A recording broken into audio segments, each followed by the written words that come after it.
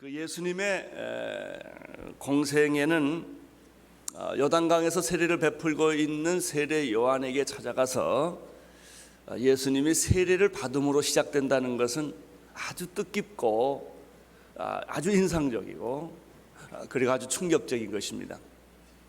어떻게 하나님이 인간에게 세례를 받을 수가 있겠나 하는 거예요. 인간이 인간에게 세례받는 것은 이해가 되고 그럴 수 있습니다. 그러나 만약 예수님이 하나님의 아들이시라면, 그가 하나님이시라면 어떻게 하나님이 인간에게 세례를 받을 수 있겠는가? 그러나 놀랍게도 예수님이 세례 받으시는 사건이 예수님의 공생의 출발이었다고 하는 점이죠. 예수님이 하나님의 아들이었고 그 출발이 자기의 죄 때문에 받은 세례가 아니라 모든 인류가 죄로 말미암아 지옥에 가게 되었고 절망하게 되었는데 그 모든 인류를 대신해서 예수님이 세례를 받으셨기 때문에 세례 받자마자 하늘이 열리고 그리고 하늘에서 하나님의 성령이 비둘기처럼 예수에게 임했고 그리고 하늘에서 음성이 났죠. 이는 내 사랑하는 아들이요 내 기뻐하는 자라라는 음성이 들린 것은 바로 이 때문인 거예요. 예수가 세례를 받은 것은 자기 때문에 받은 것이 아니라 여러분과 나 때문에 대신해서 세례를 받아주신 것입니다. 이것이 구원의 상징적인 사건입니다. 세례를 받으신 예수님께서 두 번째로 하신 일은 무엇입니까? 놀랍게도 오늘 성경에 보면 제자들을 택한 일을 먼저 하셨다는 것입니다. 세례를 받으시고 세례 요한이 등장해서 예수님에 대한 증언을 합니다. 그러나 증언하고 난 바로 다음에 예수님께서 하신 것은 병을 고치시거나 설교를 하시거나 이런 일이 아니시고 예수님께서 뭐 좀 위대한 일을 하신 것이 아니시고 기적을 베푸신 것이 아니시고 예수님이 바로 제자들을 먼저 선택했다고 하는 사실입니다. 오늘 4명의 제자를 선택하는 말씀이 나오는데 본문이 너무 내용이 많기 때문에 오늘은 바늘 쪽에서 2사람만 이야기를 하게 됩니다. 여러분 여기서 여러분이 느끼는 것, 이 말씀을 이렇게 보면서 배우는 것이 무엇입니까? 그것은 예수님이 사역, 일보다 사람을 중히 여겼다는 겁니다. 대부분의 많은 사람들은 일이 먼저 보이고 일을 합니다. 사업도 먼저 하죠. 사람 안 키우고 사업을 합니다. 사업이 잘 됩니다. 자기가 원하는 대로 모든 일이 잘 진행됩니다.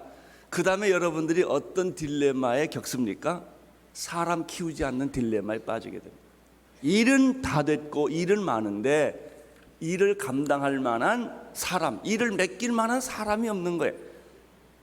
내가 믿었던 사람에게 배신을 당하고 그리고 내 회사의 기밀을 가지고 도망을 가고 그리고 나와 이제 경쟁을 하게 되고 오히려 나의 적이 되는 그런 경험들을 우리가 이 세상에서도 많이 합니다. 믿는 사람에게 배신을 겪는 일들을 우리가 얼마나 많이 겪습니까? 이런 뼈아픈 교훈을 겪으면서도 우리는 계속해서 사람보다는 일을 우선하는 그런 경우가 많습니다. 제게 최대의 약점이 있다면 제가 일을 좋아한다는 것입니다. 일을 많이 벌리고 하다가 보면 아주 당연히 갖는 제 고통이 뭐냐면 그 일을 감당할 사람을 훈련시키지 않았다는 점이죠. 예수님께서도 그렇게 하실 일이 많이 있지만 그가 세례를 받으시고 공생애를 시작하자 마시자 그가 제일 먼저 하는 일은 일을 벌리시는 것이 아니라 사람을 택하시고 훈련시키시고 그 사람을 준비하는 일을 먼저 하셨다는 한 사실. 오늘 이 사실에 오늘 우리가 배워야 할 영적 교훈이 있고 또 우리가 받아야 할 은혜가 여기 있습니다. 여러분, 예수님께서 사람을 먼저 뽑으시고 그들을 일꾼으로 양육하시며 그 일의 대부분, 예수님의 생애의 대부분, 특별히 공생애가 3년 있는데 3년이라고 십자가에 못 박혀 죽으셨습니다. 3년 동안 그가 하신 일의 거의 대부분은 무엇일까? 사람 키우는 일이었다. 그러면 예수님이 사람을 선택하시고 사람을 키우시는 그 원리는 무엇인가? 오늘 여기에 그 원리를 발견할 수가 있어요. 예수님은 어떻게 사람을 선택하시고 어떻게 사람을 키우셨는가? 결국 여러분이나 나나 세상에 살든지 영적인 일을 하든지 이 문제는 다 똑같아요. 세상 일도 사람 키워야 하고요, 후계자 키워야 합니다.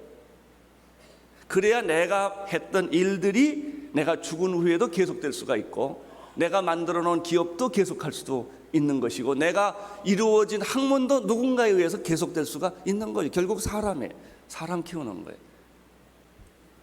하나님의 일도 예수님에 의하면 먼저 12제자를 선택하시고 키웠고 양육했다는 것이죠.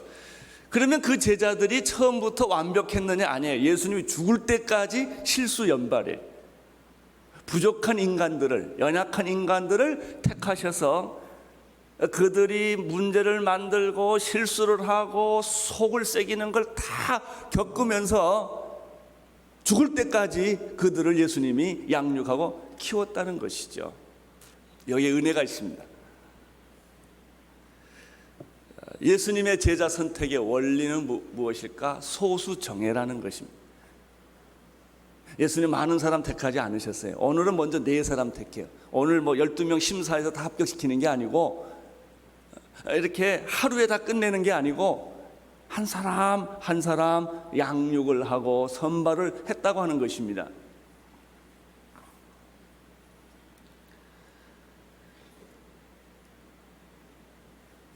우리들의 실수는, 대개 우리들의 이렇게 잘못은 숫자와 양에 예민한 것입니다. 그래서 큰 일을 해야 하고 많은 사람이 모여야 안심을 하고, 그래서 어느 정도 성공했다고 이렇게 생각을 합니다. 그 숫자가 작다든지 또 양적으로 보면 별것이 없을 때는 굉장히 이렇게 뭔가 잘했지만 그걸 자기 자신이 이해를 못합니다. 집도 커야 하고 월급도 많아야 하고 높은 자리에 올라가야 하고 그렇습니다. 여러분, 제가 만나본 사람 가운데 높은 위치에 있을수록 유명할수록 이름이 날수록 부부관계가 복잡합니다. 다 그런 건 아니지만, 그러나 우리는 그 부부의 성공도 그런 객관적인 기준에 의해서 늘 생각하기가 쉽다는 거예요. 이게 오늘 이 말씀을 통해서 먼저 우리가 배우는 것은 사람보다 일보다 사람이 소중하다는 사실을, 그 원리를 배우는 것입니다. 양보다 질이 중요하다고 하는 것은, 여러분, 양이 많이 모여서 질이 되는 것이 아니라 질이 양을 만든다는 사실을, 불특정 다수인 대중보다 선택된 소수가 중요하다는 사실을 오늘 여러분들이 예수님을 통하여 배울 수 있게 되기를 바랍니다. 여러분이 하는 것이 옳다면 숫자가 작아도, 눈에 보이는 것이 별 볼일 없어 보여도 이것이 중요하고 우리가 가야 할 길이 이 길이라고 하는 사실을 우리 오늘 예수님의 제자 선택의 원리를 통하여 배울 수 있는 것이죠. 교회의 부흥과 성장의 원리도 마찬가지입니다.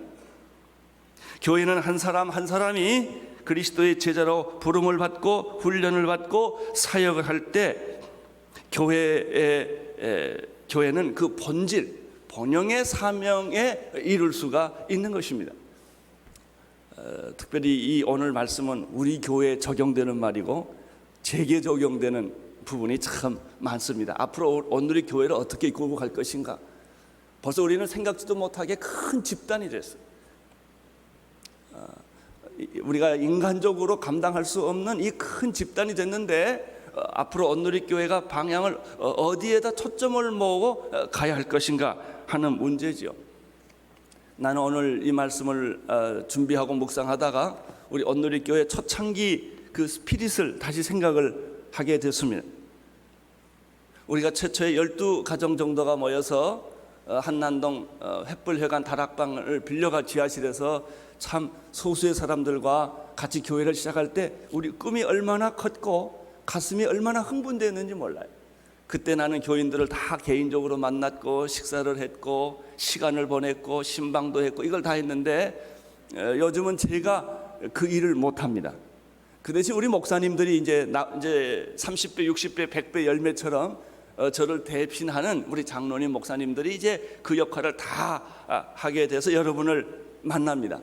누가 만났든지 간에 이 교회 본질은 여기에 있는 거예요. 예수님이 12제자를 만났듯이 소그룹을 통하여 사역을 통하여 순을 통하여 공동체를 통하여 예수님의 그 원리, 원칙, 그 관계, 교제, 친밀함, 인티머시가 계속 있어야 되는 거예요. 거기 성령의 역사가 있고 만짐이 있고 치유가 있고 회복이 있는 것, 이것이 바로 하나님과 우리와의 관계요 신앙의 본질이요 교회 본질인 것이죠. 이것을 만약 잃어버린다면 교회는 극장 위에 아무 의미가, 여기는 큰 공연장 같이 돼버리고 마는 것이죠. 헌금은 그저 극장비나 공연비와 같은 것이고 가서 구경하고 그냥 가는 거예요. 참 멋있다, 좋았다, 감동적이었다. 만약 그렇게 된다면 교회는 하나님의 교회로서의 역할을 제대로 하지 못하게 될 거예요. 우리 온누리교회가 1대1을 왜 합니까? 바로 이것 때문에 했던 것이죠. 그것도 1대1로. 그래서 1대1을 하지 않는 사람은 온누리교회를 모르는 사람이라고 말을 해도 과언이 아니에요. 1대1로 양육해보지 않은 사람, 한 영혼, 한 인간, 한 괴로워하는 사람, 절망하는 사람, 죽어가는 사람, 병들어가는 사람을 개인적으로 양육해보지 않은 사람은 그 소중함, 그 교회의 본질에 대해서 이해를 못하는 거죠. 그래서 우리가 큐티를 그렇게 열심히 하는 거예요. 우리 초창기 때부터 1대1을 그래서 열심히 하는 것이죠. 왜 우리가 아웃리치를 나갑니까? 우리는 나가서 우리를 필요로 하는 사람, 하나님이 원하는 그 일을 시골에, 농촌에, 어촌에, 섬에, 해외에 그렇게 우리가 귀한 돈을 다 들여서 나가서 땀을 흘리고 고생하는 것은 바로 예수님의 이 제자 선발의 원리 때문에 그런 것이죠. 한 영혼, 여러분 아무리 사람이 많아도 한 영혼, 한 개인이 중요하다는 겁니다. 그 영혼을 우리가 만져주고 돌보고 위에 기도하고 어루만져 줄 수 없다면 우리는 한 집단에 불과한 것이죠.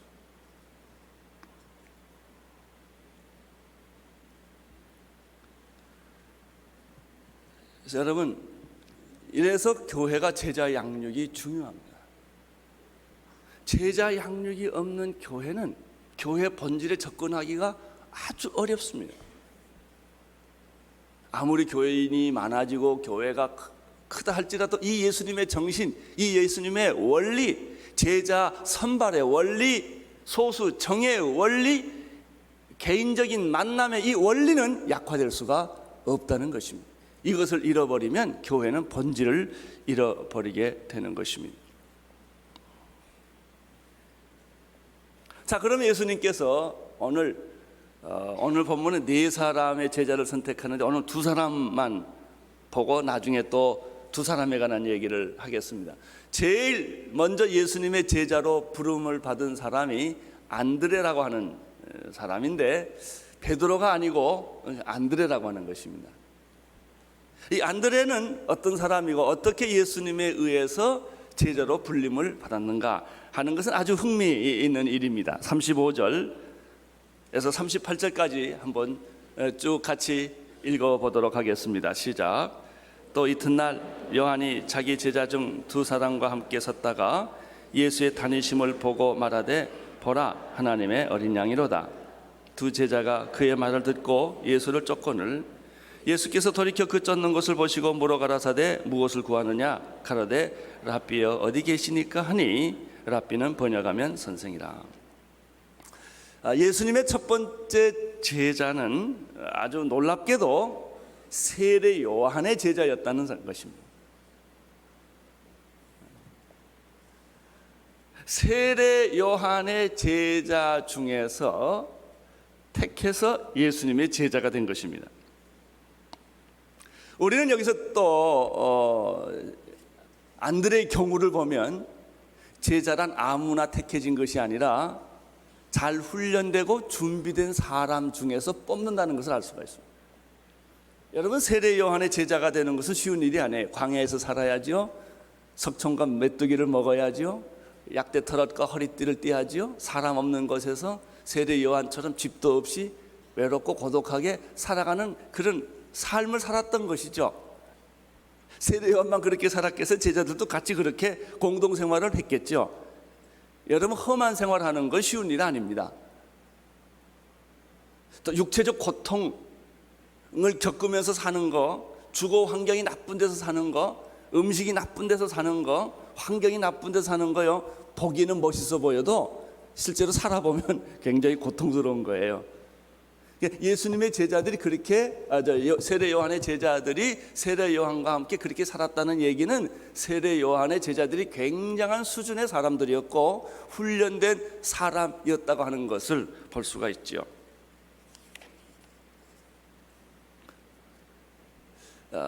예수님은 어떤 사람을 선택하셨는가? 잘 훈련된 사람, 그리고 준비된 사람 중에서 먼저 사람을 택했다는 것입니다. 어떻게 세례 요한의 제자들이 예수님의 제자가 될 수 있었을까요? 두 가지가 있습니다. 세례 요한을 따라다녔기 때문에 이렇게 줄 잘 서야 됩니다.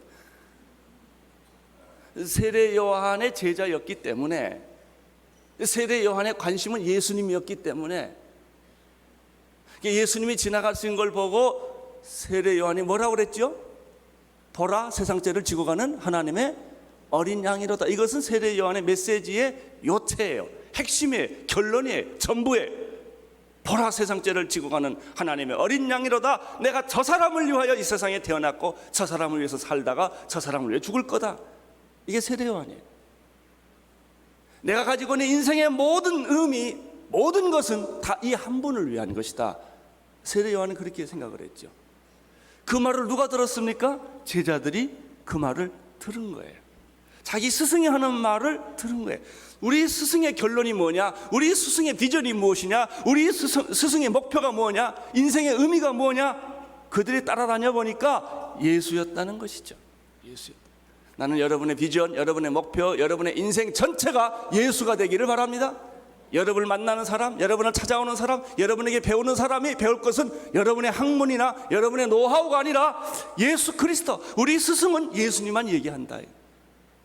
예수님만 얘기한다. 따라서 나는 우리 스승을 보는 것이 아니라 우리 스승이 그렇게 그리워하고 그렇게 사모하고 그렇게 그 비전을 가졌고 그 인생의 목표였던 예수를 내가 보는 것이다. 제자들이 그렇게 말해요.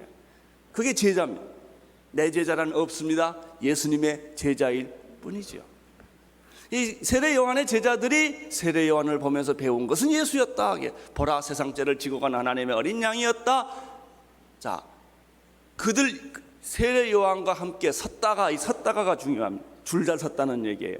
섰다가 두 번째, 그 말을 듣고 이렇게 됐습니다. 보라, 세상 죄를 지고 가는 하나님의 어린 양이로다라는 말을 듣고 세례 요한이 제자들이 예수에게 찾아갑니다.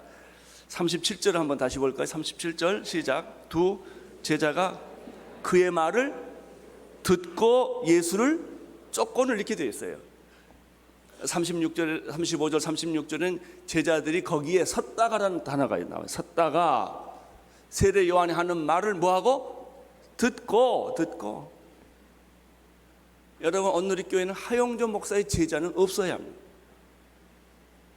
여러분이 정말 나를 진짜로 사랑하고 나를 정말 봤다면 내가 그렇게 좋아하고 그렇게 사랑하는 예수님을 봐야 돼. 여러분은 예수님의 제자일 뿐이에요. 나도 예수님의 제자이고 여러분도 예수님의 제자일 뿐이에요. 이것이 세례 요한과 제자들과의 관계였다. 건물이나 제도나 사람이나 사상이나, 그래서 이 세상에 있는 많은 무슨 운동, 무슨 아무리 좋은 뭐 개혁이니 민주화니 그거 다 헛개비예요. 예수를 봐야 돼. 예수를 보면 개혁도 일어나고, 예수를 보면 민주화도 일어나고, 예수를 보면 경제 부흥도 일어나고, 예수를 보면 교육도 갱신되는 것이지만은 그걸 보면 미로에 빠져요. 해답이 없어요. 예수예요, 예수. 세례 요한의 제자들이 거기에 섰다가 세례 요한이 하는 말을 듣고 그들이 그렇게 존경하고 사랑하는 스승을 떠나서 어디로 갑니까? 예수에게로 옮겨갔다. 그래요. 여러분은 온누리교회를 떠나도 괜찮아요.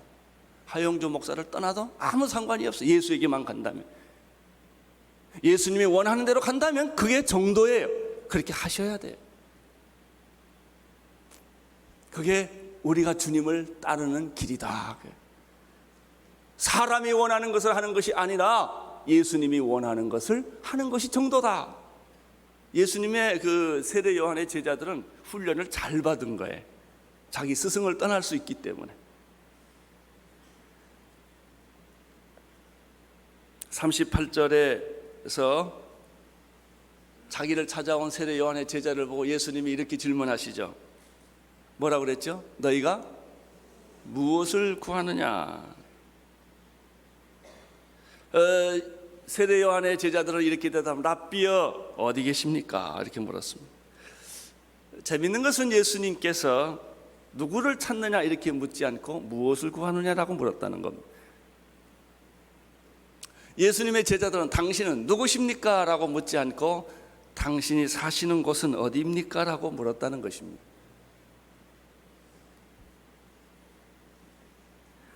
그 세례 요한의 제자들이 알고 싶었던 것은 예수님의 거처였습니다. 대개 그 거처를 보면 그 사람을 알거든요. 이때 예수님께서 뭐라고 말씀하셨죠? 참 재미있는 말씀을 하세요. 39절을 보십시오. 39절 시작. 예수께서 가라사대 와보라. 그러므로 저희가 가서 계신 데를 보고 그날 함께 거하니 때가 제 10시쯤 되었더라. 오후 한 4시쯤 됐겠죠. 마태복음 8장 20절에 무슨 말씀이 있습니까? 여우도 굴이 있고 공중나는 새도 깃들일 것이 있지만 인자는 머리 들 것이 없다라고 말씀하셨죠. 분명히 예수님이 거하시는 것은 화려하거나 편하거나 멋있는 장소는 아니었을 거예요.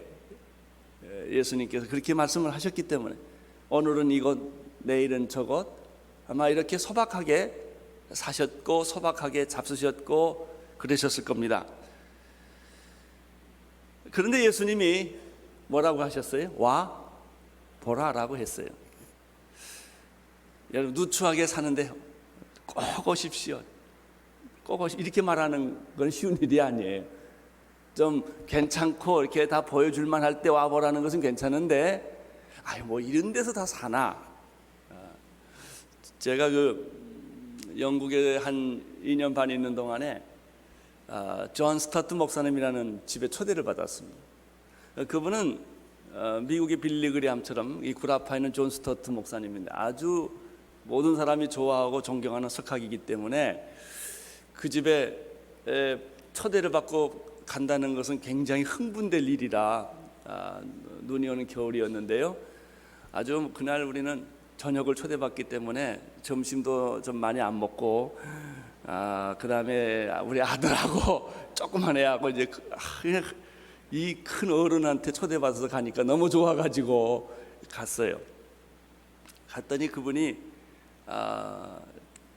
초인종을 누르니까 저희하고 또 한 몇 사람이 초대를 받았는데 그분은 평생 혼자 살아요. 결혼 안 하고 혼자 사신 분이라 남자 비서가 있어요. 근데 본인이 직접 아래층까지 내려와서 우리를 안내해 주더라고요. 그래서 이제 이 사람은 도대체 어떻게 사나, 그러니까 총각이 혼자 사는, 나이 많은 총각이 혼자 사는 게 그 집도 궁금하고 또 이 사람 서재는 무슨 책이 있나, 이제 이런 다 궁금할 거 아닙니까? 이게 이제 코트를 벗어주고 이제 올라갔어요.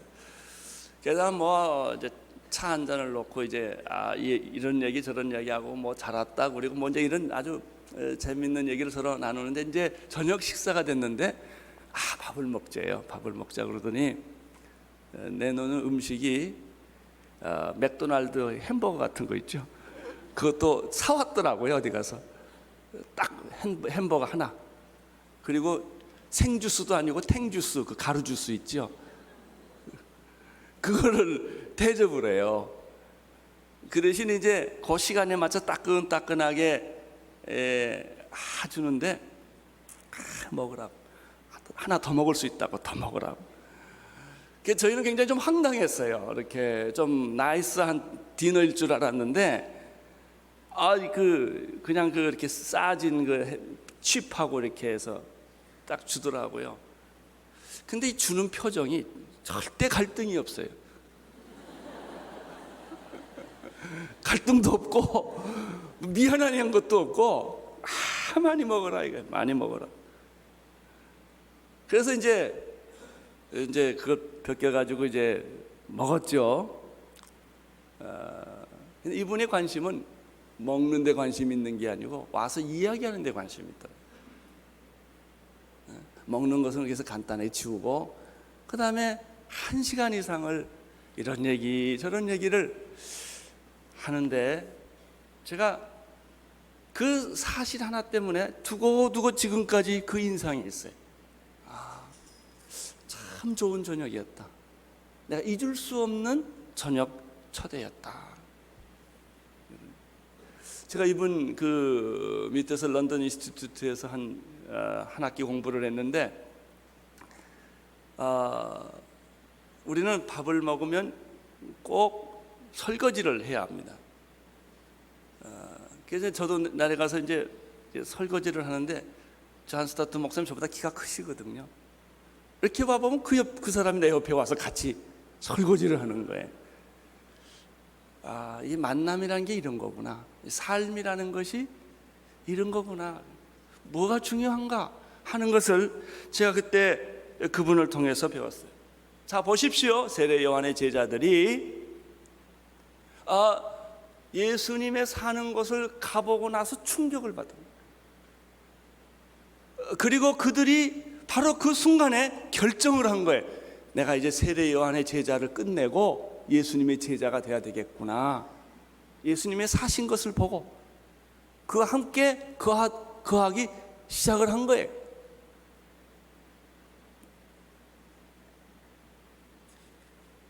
사랑하는 성도 여러분, 우리들이 사는 모습을 보고 사람들이 예수를 발견할 수 있게 되기를 바랍니다.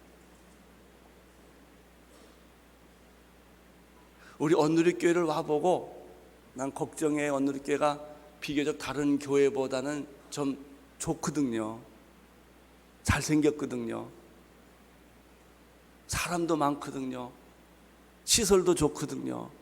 예수님을 보지 못하고 이런 것을 보면 어떡하나, 그런 생각이 있어요.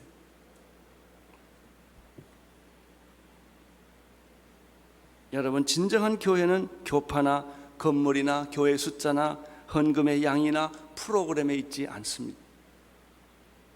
진정한 교회의 모습은 사랑과 헌신과 희생과 비전과 희망이 있느냐.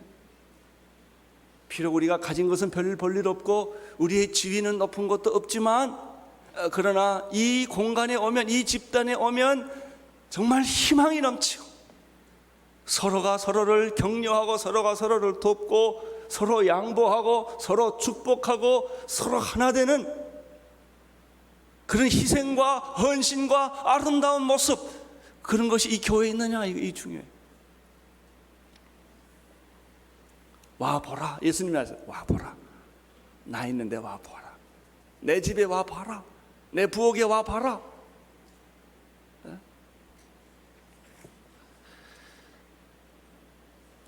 드디어 이렇게 해서 예수님의 세례 요한의 제자 중 2사람은 예수님의 제자로 옮겨갑니다. 이것이 제자의 시작입니다. 두 번째 제자는 우리가 잘 아는 베드로입니다. 베드로는 어떻게 선택을 받았을까요? 40절, 41절을 보시기를 바랍니다. 시작. 요한의 말을 듣고 예수를 쫓는 2사람 중에 하나는 시몬 베드로의 형제 안드레라. 그가 먼저 자기의 형제 시몬을 찾아 말하되 우리가 메시아를 만났다 하고, 메시아는 번역하면 그리스도라. 데리고 예수께로 오니 예수께서 보시고 가라사대 내가 요한의 아들 시몬이니 장착해봐라 하리라 하시니라. 개반은 번역하면 베드로라. 자, 여기 보면 요한의 말을 듣고 예수를 쫓은 사람이 두 사람이 있었다고 그랬습니다. 그 중에 하나가 안드레라는 사람입니다.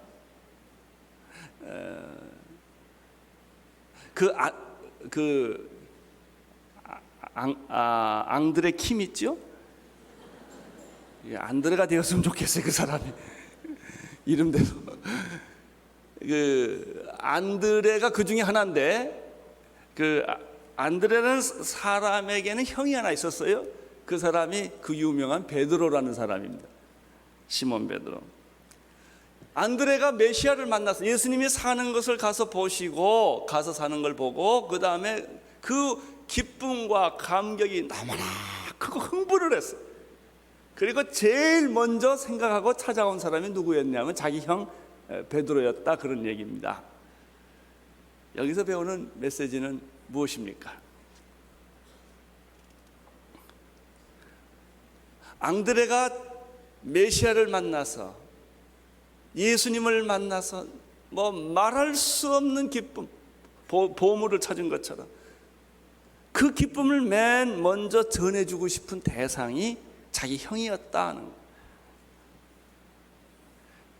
여러분, 여기서 배우는 교훈이 뭐예요? 가족 전도가 중요하다, 그런 얘기예요. 가족 전도가. 형이 예수를 믿고 만약에 구원을 받고 하나님의 사람이 될 수 있으면 얼마나 좋을까. 내 동생이 예수 믿고 구원받고 천국의 비밀을 알고 이 구원의 감격을 깨달을 수 있다면 얼마나 좋을까. 동생이 저렇게 방황하지 않을 텐데. 나의 남편이, 내 사랑하는 아내가, 나의 부모님이, 나의 장모님이, 나의 시댁이, 나의 처남이 이 예수를 만나서 알면 저 사람 큰일 할 텐데. 저 젊음, 저 실력, 저 돈 다 지금 다른 데로 낭비하고 있는데 예수님에게 사용될 수 있다면 얼마나 좋을까, 이런 생각이에요. 앙드레가 그런 생각이에요. 우리 형이 예수 믿으면 얼마나 좋을까.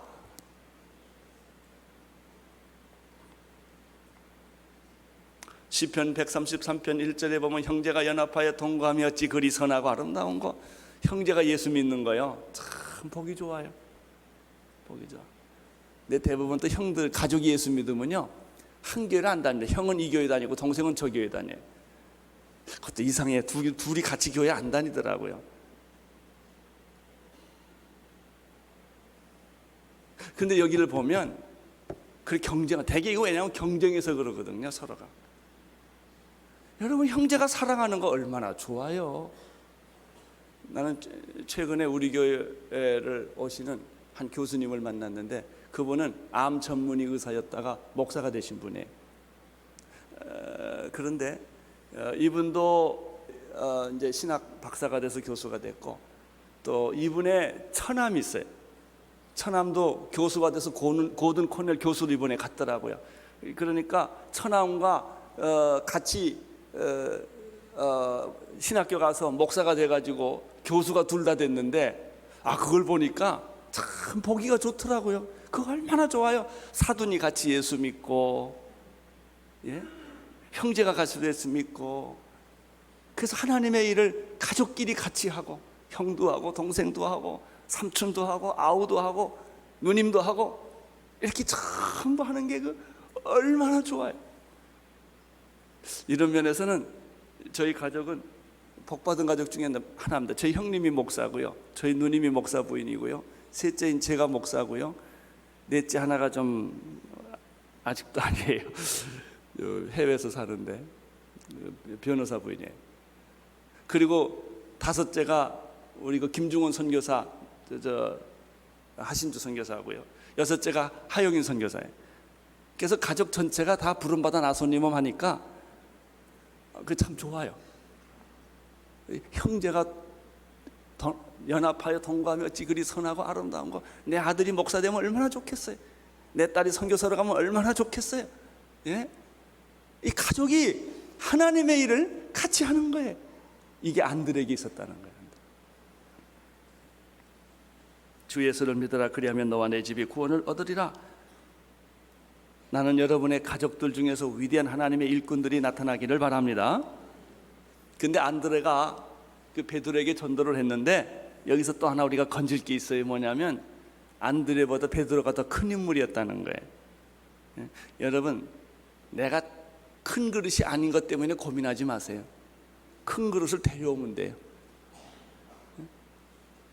안드레가 데려온 사람이 누구냐? 베드로였다는 거예요. 근데 안드레는 그 형에 대해서 질투를 하지 않았다는 거예요. 형제의 최대 문제는 서로 질투예요. 그래가지고 동생이 하는 기업을 다 뺏는 거예요. 형이 하는 기업을 뺏는 거예요. 한번 해보자 이거예요. 너나 나나. 형제끼리 서로 경쟁하고 서로 라이벌 되는 경우를 우리가 세상에서 얼마나 많이 봐요. 형이 동생을 밀어주고 동생은 형을 존경하고, 이런 관계가 얼마나 좋은 거예요 사실은. 그러나 대부분의 세상은 그렇지 않아요. 피를 같이 받은 형제들도 서로 경쟁하고 서로 투쟁하고 하는 것들을 세상에서 우리가 많이 본단 말이죠. 이 안드레는 형이 잘 되는 것에 대해 질투를 하지 않았어요. 형이 잘 되도록 그분을 예수님께로 인도해 주신 거예요. 42절을 보세요. 시작. 데리고 예수께로 오니 예수께서 보시고 가라사대 내가 요한의 아들 시몬이니 장차 개발하리라. 재미있는 거 보십니까? 여기서 베드로가 아무 말도 안 했어요. 그냥 왔어요. 그 예수를 이렇게 봤어요.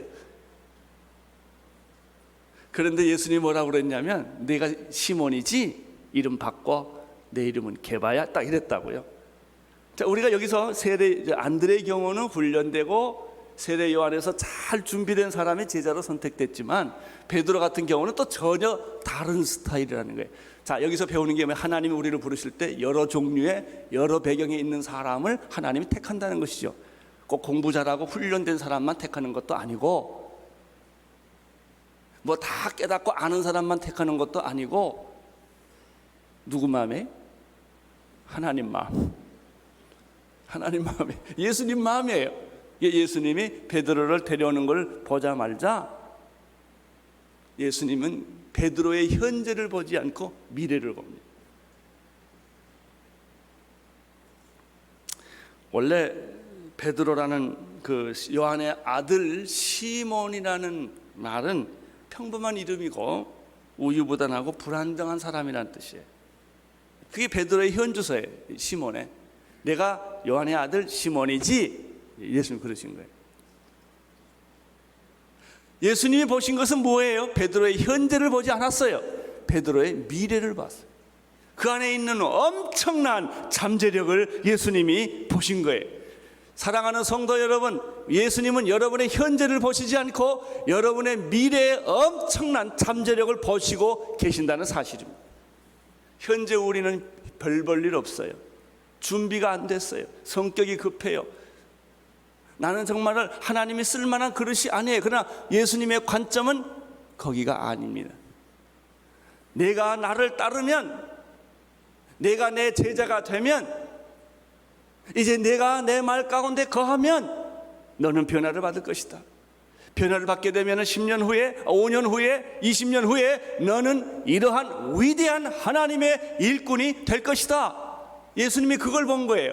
너는 요한의 아들 시몬아, 너는 지금은 우유부단하고 별 볼 일 없고 그리고 아무 일도 할 것 같지 않지만, 그러나 나는 너의 미래를 안다. 너의 잠재력을 안다. 내 이름은 게바다. 게바라는 말은 말이죠, 반석이라. 반석 같은, 우유부단한 사람이 아니라 반석 같은 사람, 하나님이 쓰시는 사람, 나중에 순교까지 할 수 있는 그런 믿음의 거인으로 너는 변하게 될 것이다. 이걸 헬라 말로 번역하면 베드로란 뜻이에요. 베드로라는 말은 돌이란 뜻이고 다 맡은 거예요. 게바는 이 반석이란 뜻인데 아람어예요. 너는 게바다. 너는 베드로다. 너는 시몬이 아니야. 할렐루야. 이렇게 해서 예수님이 베드로를 선택을 합니다. 사랑하는 성도 여러분, 예수님은 여러분의 미래를 보십니다.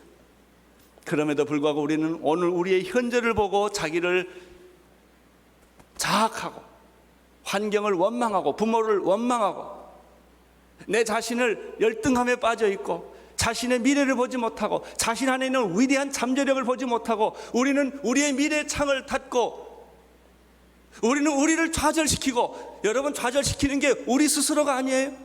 다른 사람이 나를 좌절시키는 것이 아니라 내가 나의 미래를 막고 내가 스스로 절망하고 좌절하고 포기하는 것은 다른 사람이 아니라 내 자신이 아닙니까? 그리고 우리는 모든 사람을 부모 핑계대고 환경 핑계대고 나라 핑계대고 우리는 모든 그런 다른 이유로 자기 스스로가 절망을 해놓고 다른 사람한테 다 이 핑계를 대는 거예요. 심지어 자살하지 않습니까? 왜 자살해? 앞이 안 보이니까, 더 이상 갈 길이 없으니까 스스로 자살해버리잖아요. 사랑하는 성도 여러분, 오늘 예수님의 선발의 원리를 다시 보십시오. 예수님은 그 사람의 현재를 보지 않고 미래를 보았습니다. 나를 따라오라. 나 볼게. 나를 따라오라. 내가 너를 사람 낚는 어부가 되게 할 것이다. 내 인생은 변할 것이다. 내가 나를 따라오기만 하면, 내가 나의 제자가 되기만 하면 내 인생은 변할 것이다. 너는 내 자신이 상상하지 못했던 삶을 살게 될 것이다. 축복의 삶을 살게 될 것이다. 민족을 변화시키는 삶을 살게 될 것이다. 세상을 변화시키는 삶이 내게 있다. 내 안에 있다. 이게. 왜 너는 내 자신을 감옥을 만들어 놨느냐? 왜 너는 내 자신이 쓸데없는 사람이라고 맞느냐? 왜 너는 내 자신을 자포자기하고 내 자신을 죽였느냐 말이죠. 예수님의 관점에 너는 시몬이 아니다. 너는 게바다. 너는 반석이 될 것이다. 그리고 내 이름 위에 교회는 세워지게 될 것이다. 할렐루야. 사랑하는 성도 여러분, 나이가 늙기 때문에 고민하는 사람이 없게 되기를 축원합니다. 나이의 문제가 아닙니다. 여러분, 아브라함은 75세 시작하지 않았습니까? 부름을. 나이가 아니에요. 여러분, 건강도 아닙니다. 나 같은 건강을 가지고 무슨 일을 할 것이냐? 그런 소리 하지 마세요. 나를 보세요. 그런 소리 하지 마세요. 건강이라는 거 아니에요. 나이가 일하는 거 아니에요. 돈도 없는데 무슨 일을 할 거냐? 돈이라는 게 아니라고요. 믿음이 일을 해요. 비전이 일을 하는 것입니다. 하나님은 나의 미래를 보고 계세요. 나의 잠재력을 보고 계세요. 내가 변할 것을 하나님은 보고 계셔요. 사랑하는 성도 여러분, 예수님이 그래서 베드로를 택하는 거 아십니까? 제자로 받아들입니다. 안드레를 제자로 받아들입니다. 베드로를 제자로 받아들입니다. 여러분은 예수님의 제자가 될 수 있습니다. 여러분은 정말 위대한 일을 할 수 있습니다. 여러분의 자녀는 정말 놀라운 사람이 될 줄로 나는 믿습니다. 기도를 계속하고 있다면, 포기하지 않는다면, 여러분이 예수님의 말씀에 순종하고 제자가 되기를 원한다면, 여러분이 모르는 사이에 여러분의 인생은 변할 것이고, 세계관은 변할 것이고, 여러분의 가치관이 변할 것이고, 여러분의 목표가 변할 것이고, 여러분의 꿈이 달라질 것을 저는 믿습니다. 나를 따라오라. 나를 따라오라. 내가 너희를 사람 낚는 업으로 만들어 줄 것이다.